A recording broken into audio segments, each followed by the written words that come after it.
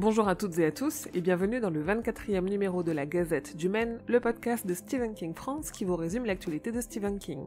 Je suis Émilie et je suis très heureuse de vous emmener avec moi en balade dans le Maine pour vous conter les nouvelles informations depuis le 21 octobre.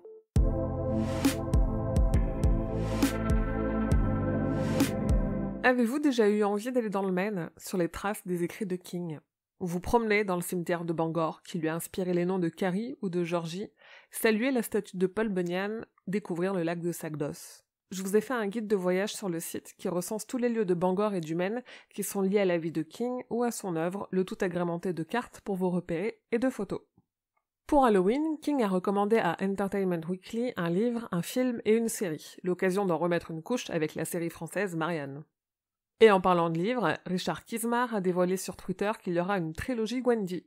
Après Gwendy et la boîte à boutons et Gwendy's Magic Feather, un troisième livre est prévu et pourrait être coécrit avec King. D'ailleurs, Gwendy et la boîte à boutons figure dans le top 50 des livres imaginaires les plus vendus en France sur la saison 2018-2019 selon le magazine Livre Hebdo. On y compte en tout 7 Stephen King. Il y a quelque temps, Joel et Stephen King se sont interviewés l'un l'autre lors d'une rencontre publique au Somerville Theatre de New York. Ça m'a pris le temps qu'il fallait, mais je vous ai traduit l'intégralité de cette conversation, qui en plus d'être riche en infos et très touchante, est surtout très très drôle. La traduction est sous forme de sous-titres, aussi rendez-vous sur la chaîne YouTube de Stephen King France pour en profiter pleinement. Et toujours aussi généreux, King a signé un exemplaire de son roman L'Institut, qui a été mis en vente aux enchères au profit de la bourse d'études pour les étudiants en journalisme de presse écrite du Maine.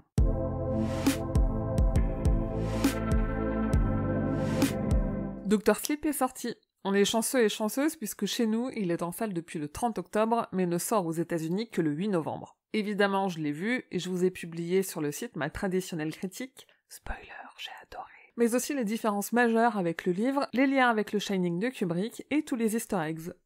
D'ailleurs, les Blu-ray et DVD ont déjà été annoncés, et si la date risque de changer de quelques jours, pour le moment, elles sont prévues pour le 11 mars 2020. La bande originale, elle, dont certains titres reprennent le thème principal de Shining de Kubrick, est sortie depuis le 1er novembre. Et en parlant de Dr Sleep, Flanagan a raconté au magazine Première les blagues que King lui a faites quand il est venu à Bangor lui montrer son film. L'auteur, au top de sa forme, a fait une véritable démonstration d'humour noir.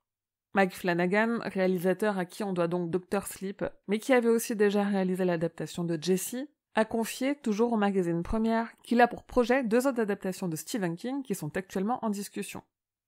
En parlant de projet, on sait depuis juin 2018 que les scénaristes de Sans un bruit veulent adapter la nouvelle Le Croque-Mitaine du recueil Danse macabre. Un projet qui n'avance pas, à cause du rachat de la 20th Century Fox par Disney, mais qui n'a pour autant pas été annulé, pas encore en tout cas. Ce qui est sûr, c'est que vu les chiffres qui ont été rendus publics, on n'est pas prêt d'arrêter de voir du King sur nos écrans. Warner a en effet communiqué les premiers chiffres du box-office pour sa chapitre 2, qui a déjà récolté plus de 450 millions de dollars, pour un budget de production de 80 millions et à un budget marketing sans doute équivalent. Et la plateforme de streaming Shudder s'est vantée des multiples records que la série Creepshow a battus. C'était de bon augure pour une saison 2, et Shudder n'a pas perdu de temps pour annoncer ce dont on se doutait toutes et tous, la série Creepshow est renouvelée pour une saison 2.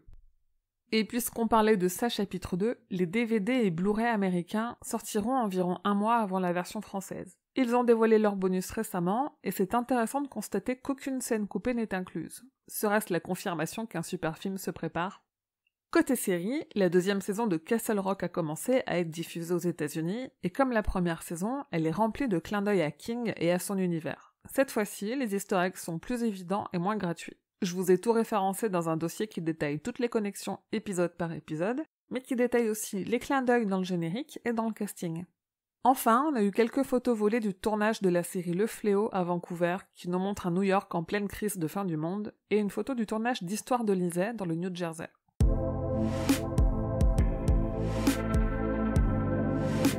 Les podcasteurs fous de 2 heures de perdu ont consacré un épisode de leur émission Un film, un after sur Paramount Channel au film Carrie de Brian De Palma. Et OCS a consacré un épisode de son émission Story Série aux adaptations en série de King. Les replays sont dispo sur YouTube, je vous ai mis les liens sur le site. Toujours du côté vidéo, la chaîne YouTube américaine Screen Junkies a sorti le honest trailer du Shining de Kubrick. Une bande-annonce objective dans laquelle on ne fait que vous dire ce que vous verrez réellement dans le film, et c'est hilarant. Le Forum des images continue son cycle Stephen King et je vous ai mis à disposition sur le flux de la Gazette du Maine la deuxième conférence, celle de Frédéric Bas, sur l'histoire de l'Amérique et son horreur dans les récits de King. Mais aussi la troisième, celle de Nicolas Stanzik, sur l'influence de l'œuvre de King sur le cinéma d'horreur. Elles sont à retrouver sur toutes les applis de podcast, mais aussi sur Spotify et Deezer. Et côté Roi Stephen, pour notre épisode d'octobre, on a décidé de se la jouer Halloween et on vous parle donc de Salem, le roman de vampire de Stephen King. Et justement, pour Halloween, on a eu droit à un nouvel arrivage de produits dérivés. Je vous ai rassemblé en un seul article les nouvelles figurines Gripsou de NECA, Titan, des deux japonais Nendoroid et Kotobukiya, des voitures Christine par Greenlight, une figurine Creep de Creepshow par NECA, un t-shirt du groupe Anthrax avec Gripsou dessus, et des accessoires en tout genre à l'effigie de notre clown favori par Icon Collectibles. Et Stephen King continue d'inspirer, même dans les jeux vidéo, puisqu'un studio australien a annoncé un point-and-click horrifique en 2D, ouvertement inspiré de King, Crichton et Carpenter, qui sera disponible sur Switch. Si vous aimez les affiches de films graphiques, un graphiste lillois en a réalisé de très belles, notamment de Carrie et de Christine, et organise une promotion pour Halloween. À l'heure où sort cette gazette, la promotion est terminée, mais je vous invite à aller découvrir son très bon travail sur les réseaux sociaux et sur le site de Stephen King France. Et j'ai repéré quelques références à Stephen King dans le clip de la chanson Le Train Fantôme par le groupe français Ultra Vomit. Sur les réseaux sociaux, Stephen King a encensé Mike Flanagan et son film Dr. Sleep. Il a dit qu'il était immersif et que ceux qui ont aimé Shining mais aussi Les Évadés vont aimer Dr. Sleep. Il s'est étonné d'un catalogue de jouets et il a découvert la chanson Baby Shark qui, comme pour nous tous, va lui rester un moment dans la tête.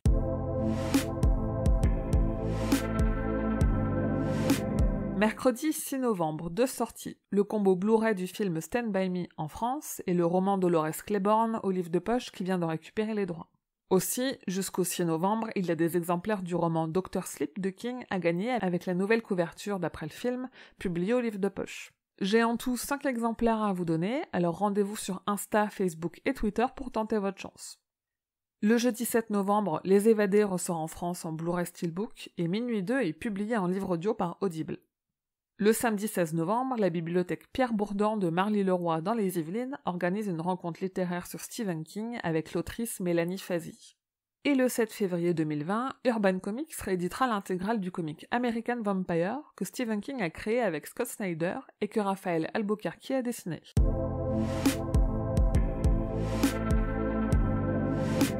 C'est tout pour l'actualité de King, je vous dis rendez-vous dans 2 semaines pour l'épisode numéro 25. Si vous aimez ce podcast, n'hésitez pas à me laisser des étoiles et des commentaires pour l'aider à grandir et à le recommander autour de vous. Vous pouvez aussi me soutenir et aider ce podcast, le site et les réseaux de Stephen King France à vivre et à se développer en participant au Tipeee. Et comme d'habitude, vous pouvez trouver Stephen King France sur Instagram, Twitter, Facebook et sur Discord pour échanger avec d'autres fans. Et rendez-vous sur le site stephenkingfrance.fr dans l'épisode de cette gazette numéro 23 pour avoir plus de détails sur toutes les infos dont je viens de vous parler. Je vous dis merci et à bientôt, fidèles auditeurs et auditrices, que vos journées soient longues et vos nuits plaisantes.